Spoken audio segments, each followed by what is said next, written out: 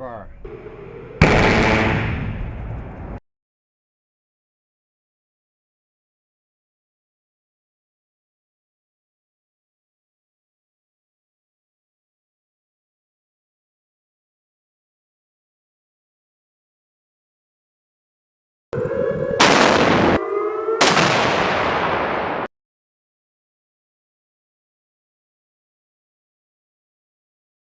The U.S. Navy has pulled the plug, for now, on a futuristic weapon that fires projectiles at up to 7 times the speed of sound using electricity.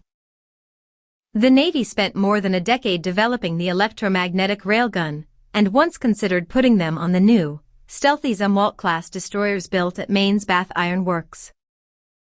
But the Defense Department is turning its attention to hypersonic missiles to keep up with China and Russia, and the Navy cut funding for railgun research from its latest budget proposal.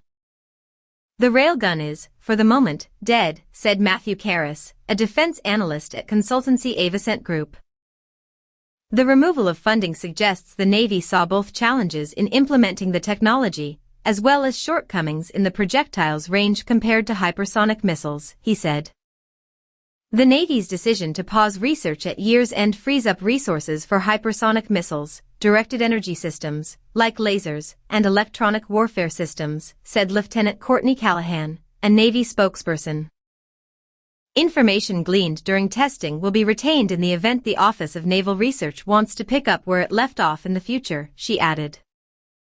All told, the Navy spent about $500 million on research and development, according to Brian Clark, an analyst at the Hudson Institute. The technology was close to making the leap from science fiction to reality in the 21st century with the testing of prototypes. The concept held the possibility of providing an effective weapon at pennies on the dollars compared to smart bombs and missiles.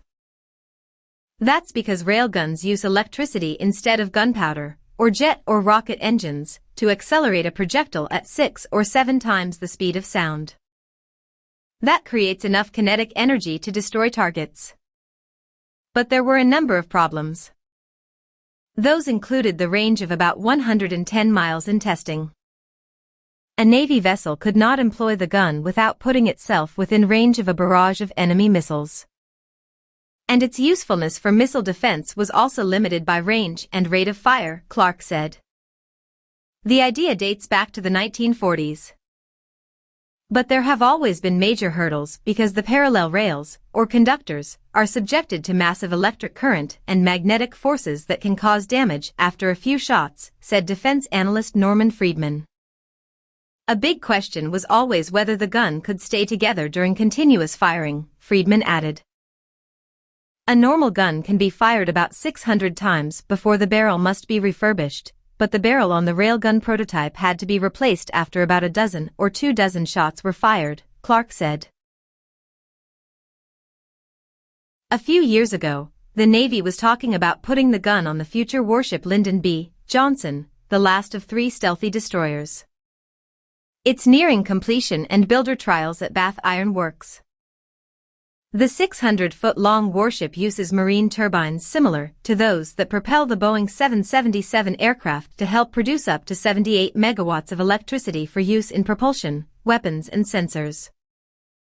That's more than enough electricity for the railgun, and the ship has space following the cancellation of the advanced gun system, leaving the ship with no conventional cannon-based weapon. Instead, the Navy is pursuing an offshoot of the railgun, a hypervelocity projectile that can be fired from existing gun systems.